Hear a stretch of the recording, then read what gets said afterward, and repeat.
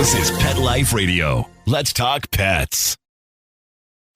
Welcome to the Human-Animal Connection Show, where we believe we can communicate with all animals.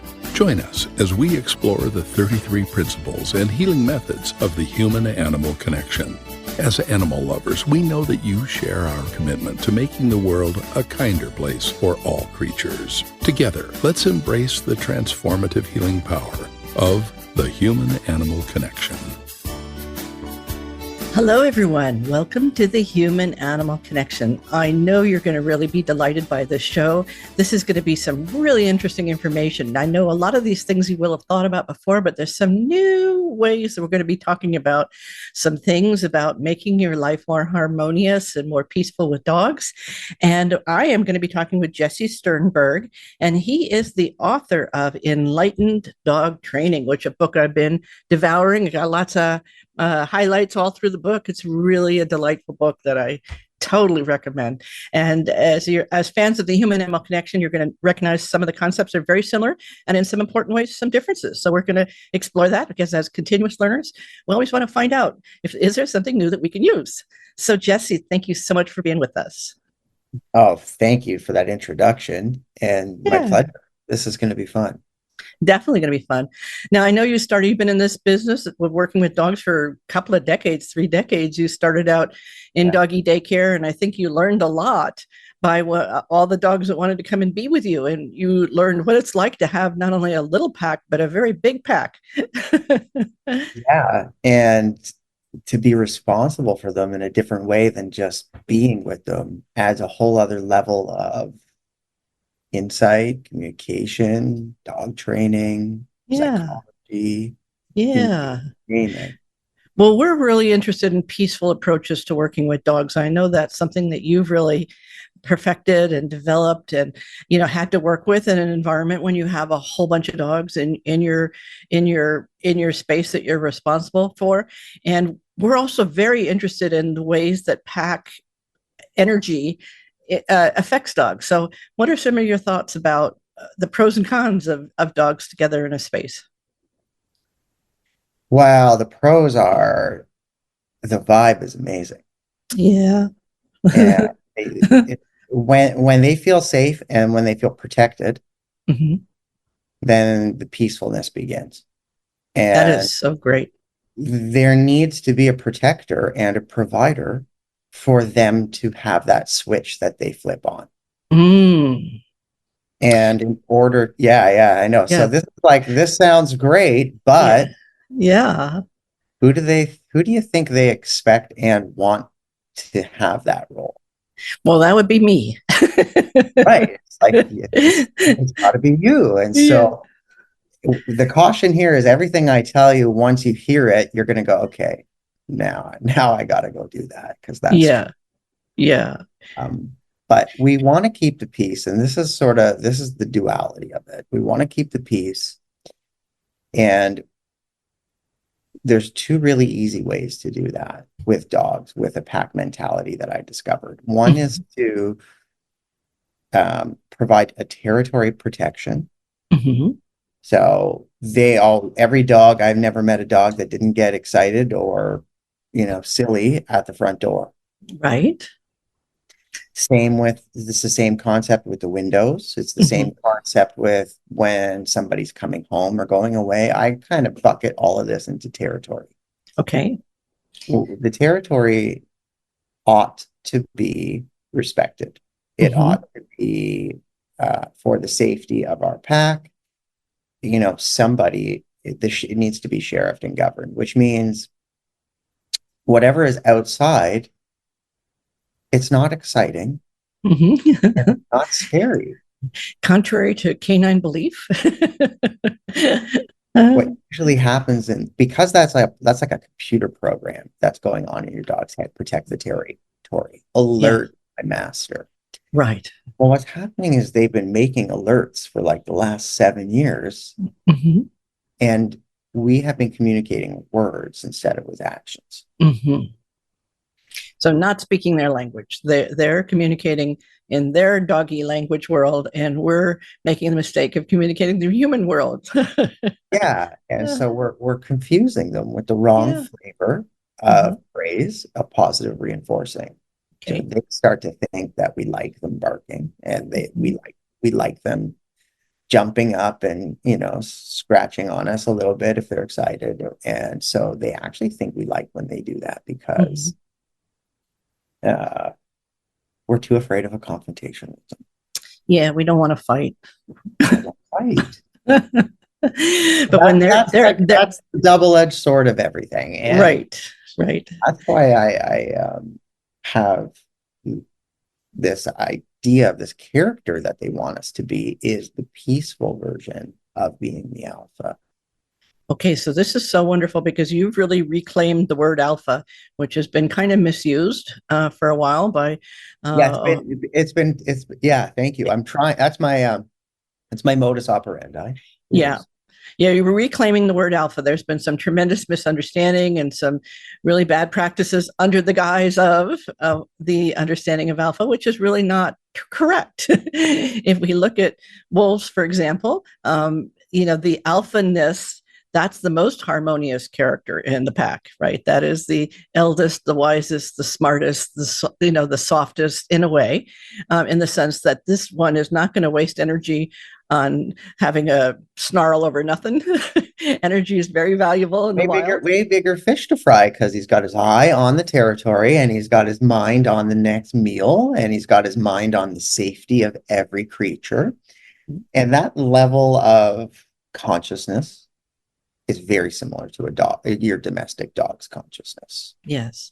And so that's what they're looking for from us. So when they're, the Amazon person or whomever comes to the door and they go running, barking, lunging, making a big display and we get all mad and all this other stuff, they think we're participating in that, upsetness. Oh, something terrible is happening. We all have to make noise now. Right. So my viewpoint of looking at that is we're adding chaos to their chaos. And so as a leader, you're no respect. That's like a beta move.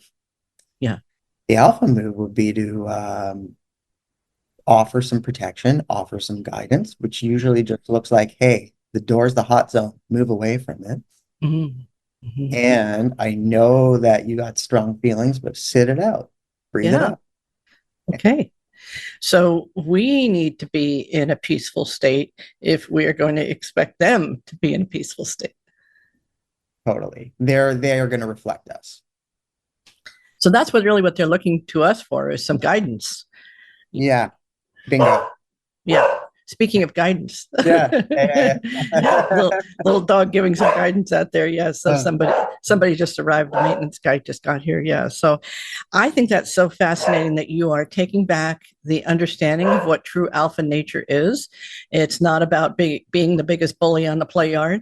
It's really about being the wisest, most protective in a harmonious way. So they're looking to us to take on some of this role, I guess, is what you're saying. So they can relax a little bit. They don't always have to be. Exactly. That's exactly what it does, is it takes the edge that they have on them, assuming the role of protector, and not really in like the animal world, kingdom kind of world, but in like the human box created world. And their senses aren't set up to process it, and they need us on the team to play our role on the team. Yeah. So we need to be a little better at the human naturedness in order to help them have it's just another level. Everybody's as good as they are going to be. Everyone's the best version of them that they're being. But this level of looking at it from the lens of, oh, I kind of get what my dog's thinking about. I kind of get that it's possible to, so alphas also set the rules. Okay. And they set the rules around what they're providing. Okay, so the peaceful alpha provides provides the resource of the food, and it's really satisfying to work for food. It brings Yes. a sense of being proud. Yes. Excellent. It's Excellent. lazy to cut that corner, and we all do it, and I cut that corner too. But Mm-hmm. when I invest in that and I switch food time around into a 7-minute exercise where work is being done, Mm-hmm. work meaning the dog is concentrating and I'm leading it, and I'm Yes. rewarding it for its decisions, not for its behaviors. I'm rewarding it for Aha. its decisions. Right. And I start to communicate to it like an alpha. So here's like, for the safety of our pack, I need you to stay here, and I'm going to run out to the mailbox, and I'm going to come back, but don't move. I'm not going to tie you up. Mm-hmm. Who Mm-hmm. doesn't want to have that? Who has that, and who doesn't want to have that? Right. Similarly, all right, well done. Mm-hmm. Job. How about you come with me, or we'll walk to the corner store? Mm-hmm. I'm not going to go in and get the leash. Just stay with me. Okay, Dad. Boom. Like you're walking with a toddler. So there's that connection. And then when you get to the store, it's like, okay, you know that play we practice where you lie down and you don't move? Run the play. Boom, lie down.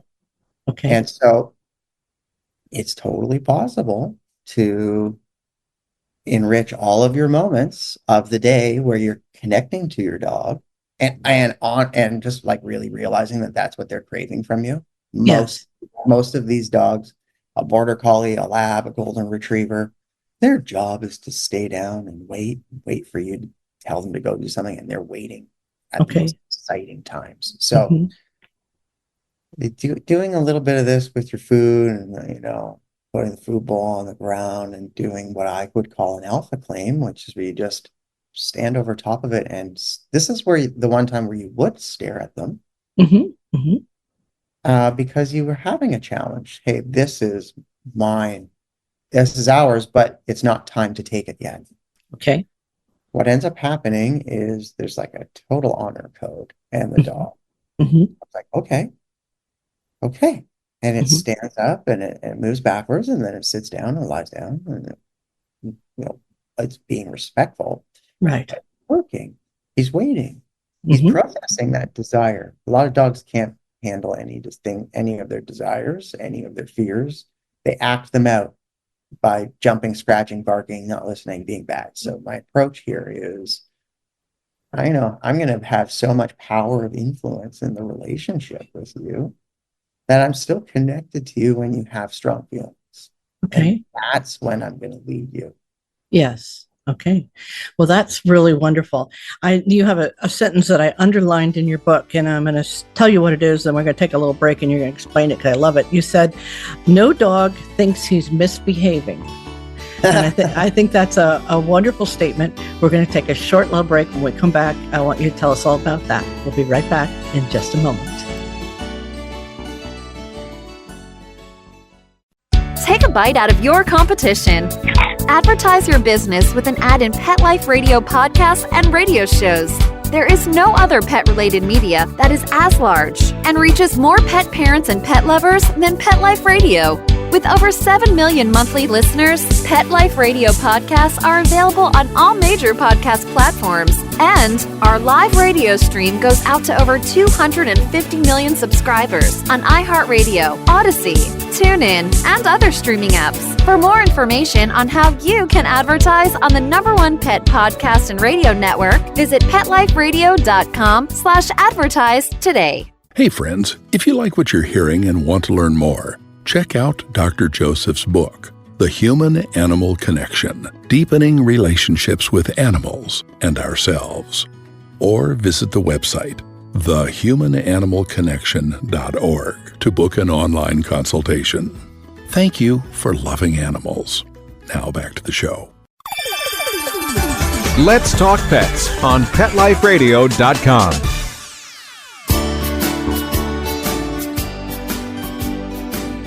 Welcome back to the Human Animal Connection podcast, where I'm speaking with Jesse Sternberg, and he is the author of Enlightened Dog Training, Become the peaceful alpha your dog needs and respects. And he's also going to tell us he's got a new workbook out. So he'll tell us about that at the end of our podcast here. So before we went on the break, we were talking about a wonderful sentence you have in your books that says, no dog thinks he's misbehaving. And I think as humans, we are convinced that they know they're bad and that they know they're misbehaving. So what are your thoughts about that? Okay, well, in the moment where we're convinced that they know they're bad, they're reacting to our mood. Mm-hmm. They're anticipating. And they can read the room, they can read the moment. Mm-hmm. But in the moment where they're, in the hour before that, when you were outside doing whatever you were doing and your puppy was shredding the toilet paper roll and redecorating, Uh-huh. he was just following his bliss. What was he doing wrong? Yeah. Yeah. So from their point of view, the thing that drives you crazy was probably a lot of fun for them. Well, exactly. That's the key. And so we have to be, when we are totally consistent in our responses, that's like, so, that's an individual thing, because it's not always going to be as cute as the puppy doing that. It could be more realistically, you're coming home from work and your dog is so excited to see you. You haven't put anything down and it's jumping up and scratching you. And it's adding stress to your stress instead of just a soft landing. Mm-hmm. So it's always like, he doesn't think he's doing anything wrong. He's missing you. Mm-hmm. He is coming towards you and he is saying, give me attention. Mm-hmm. And usually he's getting it. Yeah. And so, he's not doing anything wrong there. And so both situations is a step back moment. It's always it's always alpha to be responding with the appropriate tempo, appropriate timing. Yeah. If I'm catching myself not being in loving comedy land, like if I'm operating below that, because my responses are always going to be more patient and different there. If I'm crabby and I haven't had my coffee, very slow to respond. Yeah. I'm very slow and I'm more patient. I take more of an aloof standpoint. I'm not gonna positively reinforce something. Right. So a lot of people may not realize that they're positively reinforcing when the dog is jumping and barking and being kind of highly energized, and you're responding in a harsh or intense way back. The dog thinks, okay, well, we're playing. It's working. I wanted attention. I'm getting it. The premise under all of this is it's our actions that do the talking. Yeah. It's an alpha's actions that have the power, so that when he speaks, he's already got they already have the merit from their actions, their wise, powerful actions up until now. So there's nothing to challenge. It's just, it makes sense. Okay, we'll do it. Yeah. Well, we have, our latest rescue. He's a wonderful dog. He was living in a house with 12 dogs. He has passed his therapy dog test. His name is Harry. He's a wonderful guy, except when I leave the house. And when I leave the house, he decides that the garbage can is his. And we have one of those garbage cans that so supposedly dog proofs with the latch that the dog can't get in. And he's watched us wave our hand over it. So he waves his head over it, gets the garbage can open and turns it on his side and has his way with it. So it sounds like he's not anxious that you're leaving. He's just an opportunity seeker and he's clever. He just goes and takes it. Yeah. And he just, I think he has himself a royal good time, Honestly, I love when dogs are like that. If I was a dog, I'd be like that too. Yeah. Like, you're gone. You're gone. I maybe clean it up for my master. Yeah. With what's that? The cat's away, the mice will play. So yeah. Wild. Yeah. Well, so yeah, we haven't been able to change that yet. Any tips on a dog who has a fun time with the garbage can when I'm gone? Well, the obvious is that it is kind of fun for you also. Not when I come home. Not when you come home, but it's a mixed, like there's mixed on it. It's like when Bubba chews my remote control when I'm gone and I'm on like my 6th remote control. Maybe because there's a little bit of grease from my thumb on it. Oh. Out, and it's a chew toy for him. Uh-huh. I come home and I find it funny. I don't tell him I find it funny, but Right. it's like I do find it. It's like dogs are supposed to be your man's like friend, like they're amused, Right. they're living with you, your companion. It's on me. I left it out after 4 times. I should figure out, put it in the drawer. Right. Right. Okay, so We haven't figured out the garbage thing yet, so it's a work in progress. But Harry's a wonderful dog. He does great therapy work. He's wonderful with teenagers. He works with teenagers who are dealing with anxiety, and he just lays down with them and settles them down in 30 seconds. They go from, a 9 to a 2. So explain that to me just a little bit. Like when his job kicks in, he just walks up to them and lays down. Yeah, I mean, he can sense. We have a circle. We sit in a circle, and he'll say hello to everyone. But he knows who needs him the most, and he will just lay down for them. And he's big and hairy, 70 pounds of fur, and he's irresistible. And they just move into that state of just wanting to cuddle with him or pet him or move into his vibe. His vibe takes over, which is so sweet and wonderful. And that's, of course, when the Amazon guy comes, it's a completely different dog. Oh, I love that. I love that. So I do the similar thing, and I do it on social media. I'm not sure if your listeners know or if you know, but I have a huge guard dog. He's like 100 pounds, Dogo Argentino. He's pure white. Wow. He's 2 years old. I've been raising him since he was 7.5 weeks on social media. Wow. He looks like the LeBron James of pit bulls. He looks so big and strong. Uh-huh.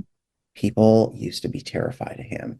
Mm. But now he kind of lumbers and he's calm, and I can see a mile away when somebody is just kind of gazing at him. Uh-huh. I get my phone out and Uh-huh. I slowly let Bubba like meander up to that person. Before you know it, that person is just Oh, feeding off the frequency, right? yes, yes, And that's what I'm doing on social media, is taking yes, up in yeah, that frequency. yes. It's really cute. It's adorable. I know. Well, yeah.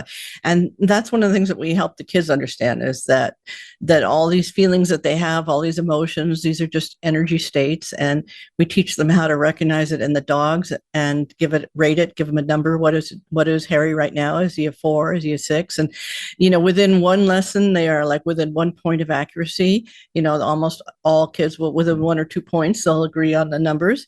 And then we help them understand they can do that with their own emotions. And so let's say, for example, Harry's a 6, or Sophia was my little rescue. She was 25 pounds, little Chihuahua. She was a feral dog. She used to scare grown men when I first got her, and they would come to the house like maintenance workers or whatever. I'd have to have her strapped to my waist or they wouldn't come in.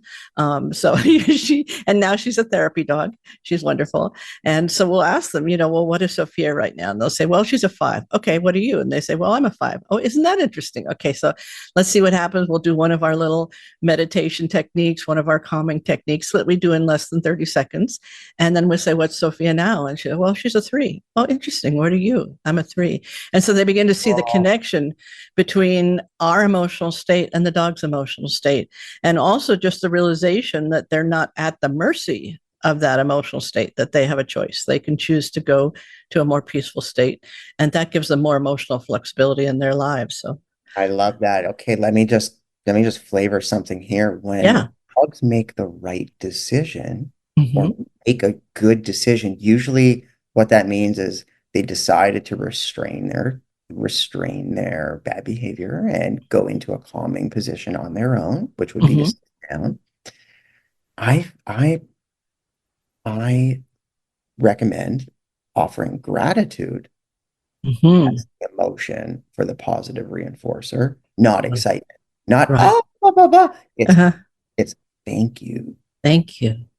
Yeah, it's a totally different flavor. Also, yes, the reinforcer, and now you've got a dog that's programmed to make good decisions that you like. Wow, I love that. Yeah, I mean, I remember when I had to become a dog trainer because we had a prison program and we couldn't afford a dog trainer, so I had to become a dog trainer. So, and it was always like, good doggy, good doggy, yay. I know. That was I, always, yeah, that's like, I know. That's yeah. And so what you're offering is something very, very different. You're offering thank you. And I love that because when I say thank you, I have to really feel it. First of all, because dogs know when we're lying. We can't fake it. Thank you. Yeah, they know the difference. bingo. Yeah. Bingo. This takes a little bit of That's this takes a little wonderful. bit of That's self. lovely. Yeah. Well, one of the things I also underlined in your book that I really love is your three versions of calm. Looking that the dog is looking to see, am I calm? Is my person calm? Is the environment calm? I love that. I love the simplicity of that and the recognition that maybe one of those three elements is missing in any given moment of intensity. So tell us more about that. I love that. Yeah, okay. All right. So what you're speaking to is dogs will have actions that they make called calming signals. Mhm, And one example would be like yawning or mhm, raising the paw. Okay, so when they make these, and they're making them all the time, like all the time, all day long, when they make these, we can just think, okay, is it because the dog is stressed out because something in the environment is going on, like outside of the house? mhm, Is the dog stressed out because I'm stressing them out? mhm, mhm. Or is it other situational? So it's just a way to quickly diagnose what your dog's communicating to you, which is, I'm trying to calm myself down. Yeah. Either you're the problem or could you help me? Yeah. Uh-huh. And by the way, it's like if it's not one of these three things, it's one of these three things. So just Yeah. like scan. Yeah. Yeah. So just if there's something going on that clearly isn't working for both of you, take a look and see, is there something outside in the environment or inside in the environment? Maybe there's something else happening in the house that's disturbing, or is it something that we're doing that's unconscious that we may not realize that we're like, I know I try not to do this, but it happens, right? I'm running late and I'm rushing to get out the door, and that energy, none of my three dogs like that. They're all like, okay, what is it? Oh, let's get out of the way. Oh, she's rushing now, And Yeah, when I see them do that, I realize, oh, okay, I'm putting them through way too much. I need to slow down. right, It's like, okay, I'm 3 minutes later. What's the difference? right. It's the best at that level. It's like the best reflection for yourself. Right. Right. They really are our mirrors. They really will let us know if we're out of sync. But I love also what you're saying about having the dog make their own decisions. It's so wonderful when instead of the old version, which is neither of us agree with, the old alpha version, which is make your dogs do something that you want, versus the notion where the dog chooses to do something because they understand and because it feels good. So tell us more about that decision-making process for dogs. Okay, well, this is really cool. I say this in the book. Anytime I'm establishing an etiquette that I want them to offer me Mm. within my territory or around my food, those are the two things that are the providing and protecting. So it makes a lot of sense. Anytime that those come out, feelings will spike. And when Mhm. feelings spike, behaviors follow. Mhm. And so the decision would be self-regulate. Mhm. And what that looks like is getting up and walking away, getting up and yawning, um, going for whatever it is, like the sandwich I put down, but catching yourself and coming back. And so I'm locked into that moment. I'm locked into all the moments because I want to be the best version of my dog's peaceful alpha that I can possibly be. Mhm. And they're they're getting a good version of me as the day goes on, as my consciousness boots up and expands, and I'm doing little activities to tease that out so I can be the best me. I'm meditating, I'm breath working, I'm gratitude journaling, whatever the routine is. Mhm. Then I'm keeping my dog calmer around things that would otherwise be upsetting or irritating for them. Mm-hmm. And I'm getting ahead of that by giving them a gym class workout, by giving them a yoga class, hypnotic sequence, obedience training. Mm-hmm. And I'm thoughtful in terms of how I'm teaching them to sit and how to down. And I'm taking obedience to a performance level, because when I interact with Bubba in the world, my ferocious looking butterfly, there's a way for me to have him behave that sets everybody at ease. Oh, yeah. And I don't need to, in a toxic alpha way, command him to go into, let's just say, a sit if he's scared or excited. Uh-huh. What I want to do is prepare him so that he's already had a mind-body workout. Uh-huh. Already had, and then if he gets scared, I can guide him a little bit away from what's scaring him, guide him into something new, have him help him digest the moment of whatever's going on. Mm-hmm. Fabulous. Yeah. Well, I have a feeling that you like threes. I like threes too. And you also have a section of the book where you're talking about the three experiences that for a dog, it can either be pleasant, unpleasant, or tranquil. All right. Well, tranquility is like where nature's state is. That's like when I'm walking through the forest in the morning and 3 bunnies go across and they're sitting there. When I'm not there, the bunnies are tranquil. Mm-hmm. Okay. So that's the flavor of emotion that nature provides for itself. It is, it's kind of like a safety feeling. Mm-hmm. It's a feeling of relaxation, of expansion, of nourishing, of being rested or resting. It's the feeling of, for non-meditators or just like somebody who, it's the feeling of like brain not talking. Mm-hmm. Mm-hmm. The feeling of being satisfied. Yeah. Peaceful. And then in that state, all kinds of cool stuff emerges. You start to tune in and connect to the environment. Yes. Beautiful. Beautiful. Well, I know that you talk about the different ways that we can communicate using the secret language of dogs in your book. And we're just about out of time, but I just want to ask you one last question. Are you someone that believes in telepathic animal communication? Oh, absolutely. All right. So we'll have to do a whole nother show just on that. Sounds good. Yeah. We'd love to do that. We do a whole show. I've been speaking with Jesse Sternberg, and he's the author of Enlightened Dog Training, How to Become the Peaceful Alpha Your Dog Needs and Respects. And I know you have a new workbook out. Tell us about your new workbook. Okay, so this workbook is on Amazon under Jesse Sternberg. It's branded with the Peaceful Alpha up there, but it's the dog training workbook for humans. All right, so this is everything that you need to know, you human, to make things better with your dog. So this has been really delightful. And how can people find you online? Online, they can find me at my website, peacefulalpha.com. Wonderful. Well, Jesse, thank you so much. Before we leave, is there any message maybe that you have from Bubba to give to our audience? Anything that Bubba would like to say before we go? Where is he? Oh, there he is. Hi, Bubba. Hi, Bubba. Actually, when you look at that, when you see that, that's how he is when I leave the house and come home. That's how he is when I bring the food out. That's what a normal, tranquil state is. Wonderful. Well, we can learn from dogs and we can help them too. Not like that with raccoons yet, but all right. Well, thank you, Jesse. Okay, I'm sure thanks a lot. We'll have you on again because I know we've just scratched the surface here at the Human Animal Connection. We'll see you next time. Bye for now.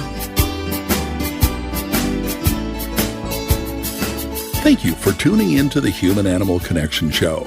Please visit our website, thehumananimalconnection.org. There you can sign up for our free email newsletter, book a consultation, or check out our blogs and resources. Our best-selling book, The Human Animal Connection, is available on Amazon, and your donation of any amount keeps our nonprofit organization providing life-changing services. Let's Talk Pets, every week on demand, only on PetLifeRadio.com.